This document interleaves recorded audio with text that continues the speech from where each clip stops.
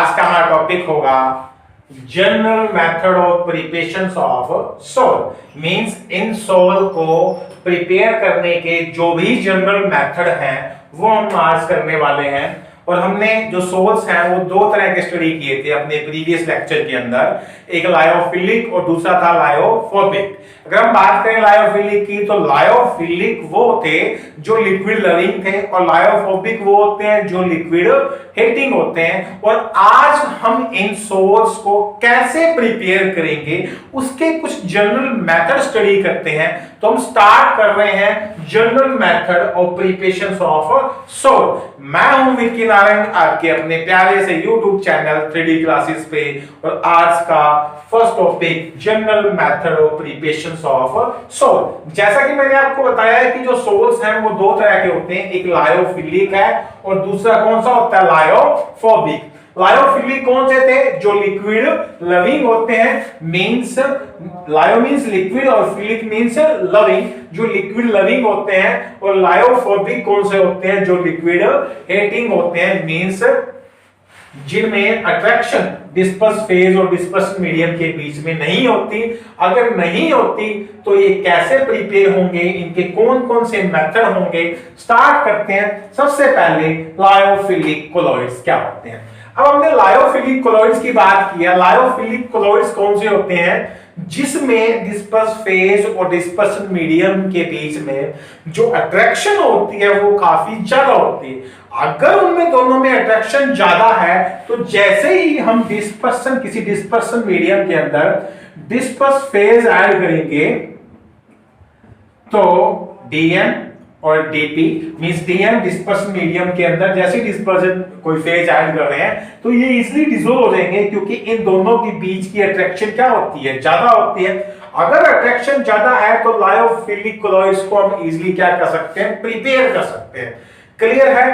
But यहां पे जो लायोफोबिक कोलॉइड्स होते हैं ये इजीली प्रिपेयर नहीं होंगे, क्योंकि डिस्पर्सन मीडियम और डिस्पर्स फेज के अंदर जो अट्रैक्शन है वो नहीं होती। क्योंकि लायोफोबिक सोल्स वो होते हैं जो लिक्विड हेटिंग होते हैं। मींस डिस्पर्स फेज और डिस्पर्सन मीडियम के बीच में किसी तरह की कोई अट्रैक्शन नहीं होती। वो एक दूसरे को क्या करते हैं, हेट करते हैं। इसीलिए हम इनको करने के लिए कुछ एक स्पेशल मेथड यूज करेंगे। कौन कौन से वो स्पेशल मेथड होंगे उनकी हम आज स्टडी कर रहे हैं, उनकी हम क्या करते हैं, प्रिपरेशंस करते हैं। तो ये दो तरह के मेथड हैं।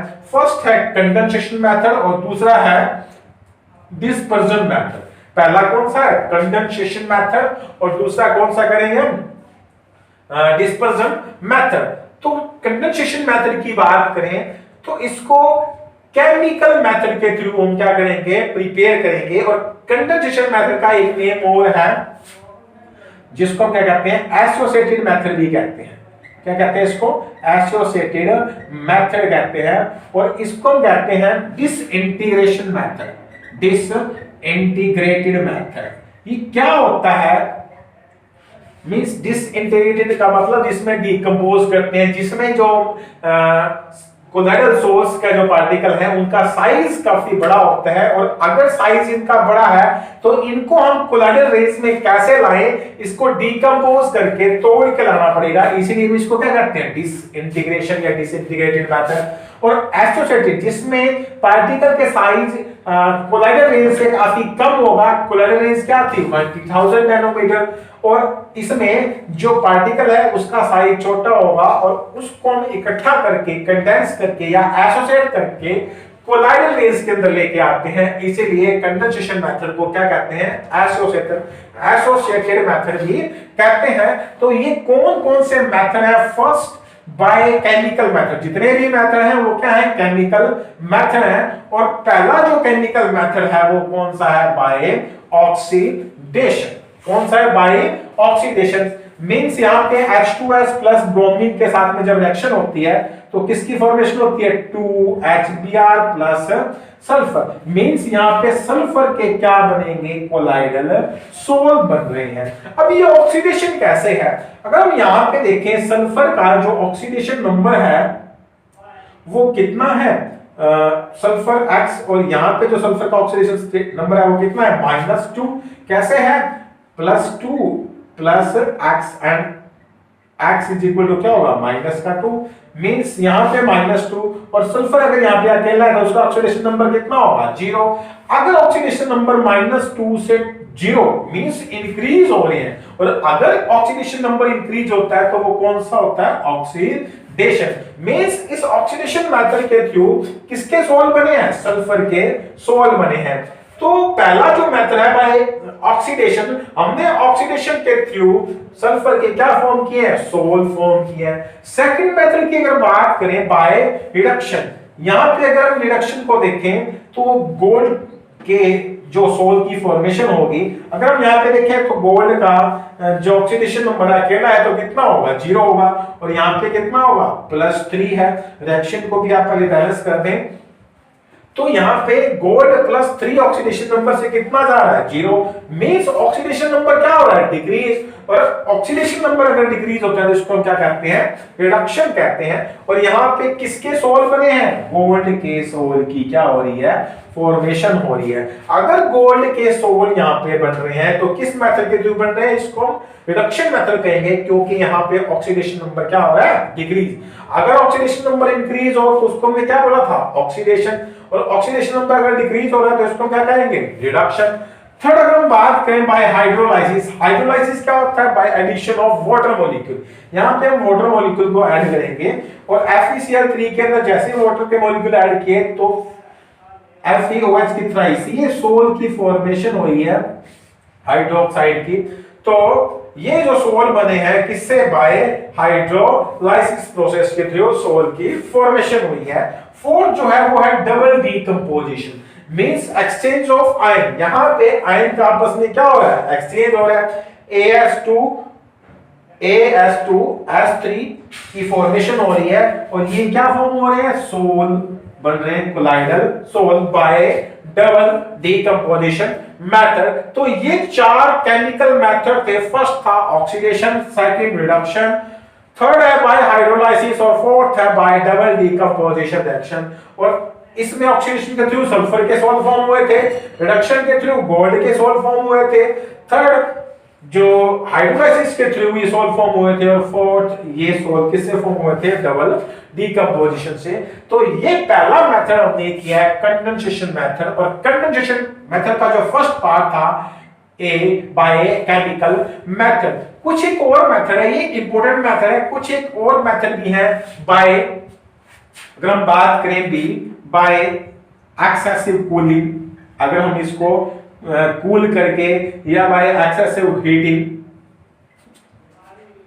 हीट करके भी हम सोल की फॉर्मेशन करते हैं, या अगर हम बात करें फिजिकल स्टेट को भी अगर हम चेंज करते हैं तो फिजिकल स्टेट को चेंज करने पर भी सोल की फॉर्मेशन कर सकते हैं। बट इसमें से ये 4 जो मेथड है वो काफी इंपॉर्टेंट है, नोट कर लें, बाय ऑक्सीडेशन, रिडक्शन, हाइड्रोलाइसिस और बाय डबल डीकंपोजिशन। और अगर हम यहाँ पे किसी भी सोल के अंदर, किसी सॉल्यूशन के अंदर अगर सोल की फॉर्मेशन नहीं हो रही तो उसमें अगर हम एक्सेसिव कूलिंग और एक्सेसिव हीटिंग करके भी उससे सोल की फॉर्मेशन कर सकते हैं, या उसकी फिजिकल सॉल्वेंट की जो फिजिकल स्टेट है उसको चेंज करके भी हम सोल की फॉर्मेशन कर सकते हैं। तो ये जो फर्स्ट मेथड था हमारा कंडेंसेशन मेथड, जिसमें या जिसको हम एसोसिएटेड मेथड भी कहते हैं, जिसके थ्रू हमने सोल की फॉर्मेशन की है। सेकंड जो मेथड होगा वो क्या होगा डिस्पर्जन मेथड, या हम इसको डिसइंटीग्रेटेड मेथड भी कहते हैं, जिसमें मॉलिक्यूल्स जो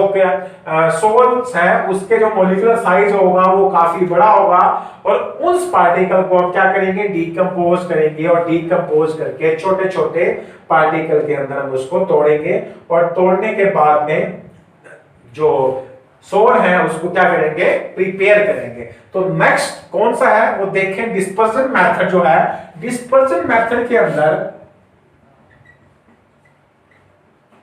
डिस्पर्जन मेथड के अंदर फर्स्ट जो है वो है मैकेनिकल डिस्पर्जन। कौन सा होगा मैकेनिकल डिस्पर्जन। सेकंड जो है dispersion method, dispersion method 3 types के इसमें है अलग अलग। फर्स्ट जो है उसमें है मैकेनिकल मेथड। अब मैकेनिकल मेथड में क्या होगा, ये एक मिल है जिसके अंदर 2 डिस्क लगे हुए हैं, और ये इसके अंदर बेल्ट है, और ऊपर से हम क्या करेंगे, सस्पेंशन के पार्टिकल डालते हैं। सस्पेंशन के पार्टिकल क्या होते हैं, जिनका बड़ा साइज होता है। और मैंने पहले आपको बता दिया कि डिस्पर्शन मेथड के अंदर पार्टिकल का जो साइज होगा वो 1000 नैनोमीटर से बड़ा होगा, और हम इसको डिकम्पोज करके कोलाइडल रेंज के अंदर लेके आएंगे। और जो फर्स्ट हमने किया था कंडेंसेशन मेथड, इसमें पार्टिकल का साइज छोटा था और हम उसको कोलाइडल रेंज के अंदर लेके आए थे। तो डिस्पर्जन मेथड का जो फर्स्ट है मैकेनिकल डिस्पर्जन। मैकेनिकल डिस्पर्जन में क्या होता है, एक मिल है जिसमें दो डिस्क लगे हुए हैं और ऊपर से सस्पेंशन के पार्टिकल जैसे हम डालेंगे तो ये बेल्ट जो है वो रोटेट करेगी। जैसे कि गेहूं पीसने के लिए जो आटा चक्की है, सेम वैसे ही है। ऊपर हमने क्या किया, सस्पेंशन के पार्टिकल डाले हैं, और ये बेल्ट जब घूमेगा तो जो ये डिस्क है ये एक दूसरे के अपोजिट डायरेक्शन के अंदर क्या करेंगे, रोटेट करेंगे। और रोटेट करने के बाद में यहां पे जो सस्पेंशन के पार्टिकल है वो जैसे ही जो डिस्क एक दूसरे के अपोजिट डायरेक्शन में रोटेट करेंगे, तो रोटेट करने के बाद में क्या होगा, जो सस्पेंशन के पार्टिकल जिनका साइज बड़ा था यहां पे ये ग्राइंड हो जाएंगे, और ग्राइंड होने के बाद में इसका जो साइज होगा वो कोलाइडल रेंज के अंदर आ जाएगा। और यहां से जो कोलाइडल पार्टिकल हैं, कोलाइडल सोल हैं, उनका क्या होगा, डिस्चार्ज होगा।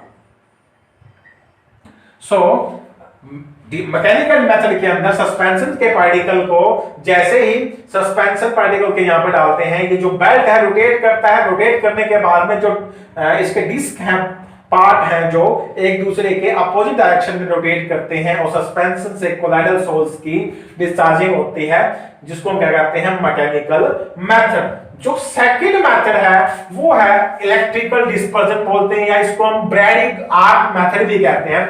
आर्क का मतलब होता है चिंगारी। मींस हमने यहाँ पे दो कंटेनर लेने हैं। फर्स्ट जो कंटेनर है वहां पे हम आइस लेंगे। ये आइस क्यों लेंगे ये भी हम आपको बताते हैं। फर्स्ट जो बड़ा कंटेनर है वहां पे हम क्या लेंगे, आइस लेंगे, काफी सारी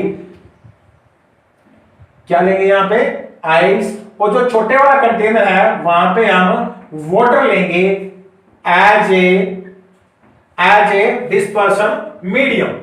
अब यहां पे जो ब्रैडिक आर्क मेथड है ये स्पेशली नोट कर लें, ये स्पेशली मेटल के सोल फॉर्म करने के लिए यूज होता है। मेटल लाइक गोल्ड है, प्लैटिनम है, सिल्वर है, इसके जो सोल है उसको फॉर्म करने के लिए हम यूज करते हैं, उसको प्रिपेयर करने के लिए जनरल मेथड यूज कर रहे हैं, ब्रैडिक आर्क मेथड, या हम इसको इलेक्ट्रिकल डिस्पर्जन मेथड भी कहते हैं। इलेक्ट्रिकल डिस्पर्जन मेथड इसलिए कहते हैं क्योंकि हम यहाँ पे इलेक्ट्रिसिटी प्रोवाइड करेंगे, और आर्क मेथड इसलिए बोल रहे हैं क्योंकि यहाँ पे आर्क के थ्रू इस सोल की मेल्टिंग होगी।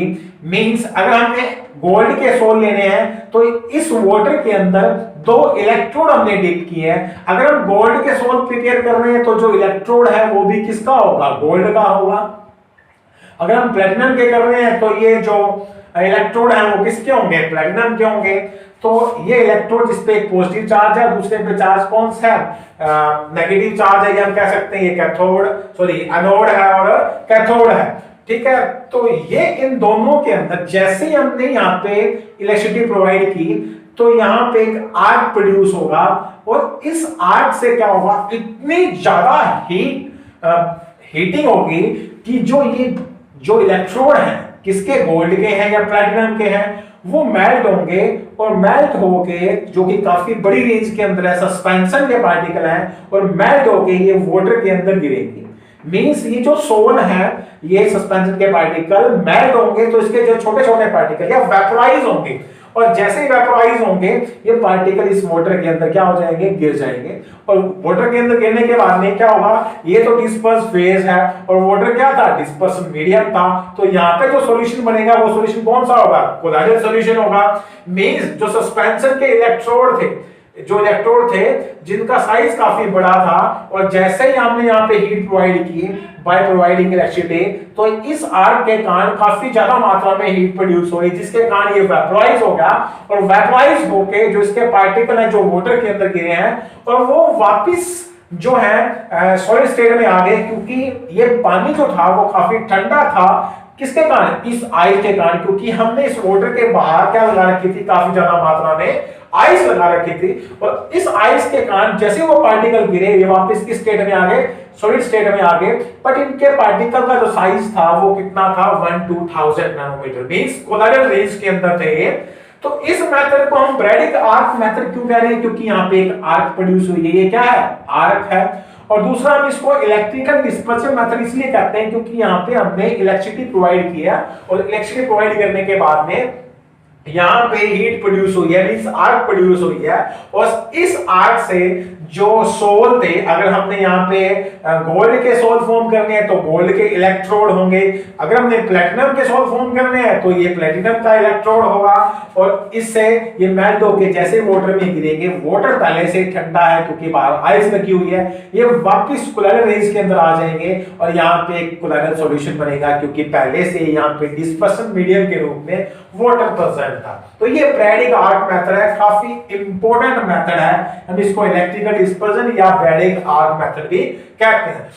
बात करें अगर ब्रैडिक आर्क मेथड में, जैसे ही हमने जो इलेक्ट्रोड थे उस इलेक्ट्रोड को वाटर के अंदर क्या किया था, डिप किया था, और वाटर में डिप करने के बाद में इसमें जैसे गोल्ड के सोल बने हैं, किसके सोल फॉर्म हुए, गोल्ड के सोल, और गोल्ड के जो सोल हैं, गोल्ड के पार्टिकल वो आपस में अट्रैक्ट करके वापस सस्पेंशन बन सकते हैं। इस प्रॉब्लम से बचने के लिए हम इसमें इलेक्ट्रोलाइट यूज करते हैं, फॉर एग्जांपल KOH यूज किया है, तो KOH भी डिकम्पोज होके OH नेगेटिव के आयन फॉर्म करेगा, और जो ये गोल्ड के पार्टिकल हैं इनके बाहर ये नेगेटिव आयन आ जाएंगे। अगर ये नेगेटिव आयन आ गया तो ये नेगेटिव आयन एक दूसरे को क्या करेंगे, रिपेल करेंगे, और रिपेल करने के बाद में जो भी ये गोल्ड के या कोई भी सोल है मेटल के, वो इकट्ठे होके वापस सस्पेंशन की फॉर्मेशन नहीं करेंगे। इसीलिए ब्रैडिक आर्क मेथड के अंदर हम क्या यूज करते हैं, इलेक्ट्रोलाइट। इस कोलाइडल सोल को स्टेबल करने के लिए हम इसमें क्या यूज करते हैं, इलेक्ट्रोलाइट भी यूज करते हैं, ताकि ये जो गोल्ड सोल है या कोई भी सोल है वापस सस्पेंशन की फॉर्मेशन ना करे। क्लियर है? नेक्स्ट जो मेथड होगा वो होगा पेप्टाइजेशन मेथड। अब ये पेप्टाइजेशन मेथड क्या है, नोट कर लें वो भी। थर्ड जो मेथड है पेप्टाइजेशन, इसमें क्या होता है, इसमें जो फ्रेशली प्रिपेयर्ड प्रेसिपिटेट है, प्रेसिपिटेट क्या होते हैं, जो किसी सॉल्यूशन के अंदर नीचे बैठ जाते हैं, अगर वो नीचे बैठ गए तो उसको हम क्या कहेंगे, प्रेसिपिटेट कहेंगे। उन फ्रेशली प्रिपेयर्ड प्रेसिपिटेट को किसी एक टेस्ट ट्यूब के अंदर, ये क्या एक टेस्ट ट्यूब है, किसी टेस्ट ट्यूब के अंदर अगर हम उस फ्रेशली प्रिपेयर्ड प्रेसिपिटेट को डाल दें, और प्लस में एक डिस्पर्शन मीडियम के रूप में किसको डाल दिया, वाटर को, और प्लस में हमने क्या डाल दिया, इलेक्ट्रोलाइट फॉर एग्जांपल FeCl3, या फिर हमने उसमें डाल दिया KOH डाल दिया। तो ये जो फ्रेशली प्रिपेयर्ड प्रेसिपिटेट है या इलेक्ट्रोलाइट है, जैसे हम इसको डालेंगे, प्लस में वाटर डाल दिया, तो इसको सिंपली डिसॉल्व करने पर ये किसकी फॉर्मेशन करेगा, कोलाइडल सोल की फॉर्मेशन करता है। किसकी फॉर्मेशन करता है, कोलाइडल सोल की फॉर्मेशन करता है। ये कैसे करेगा कोलाइडल सोल की फॉर्मेशन, कैसे करेगा कोलाइडल सोल की फॉर्मेशन?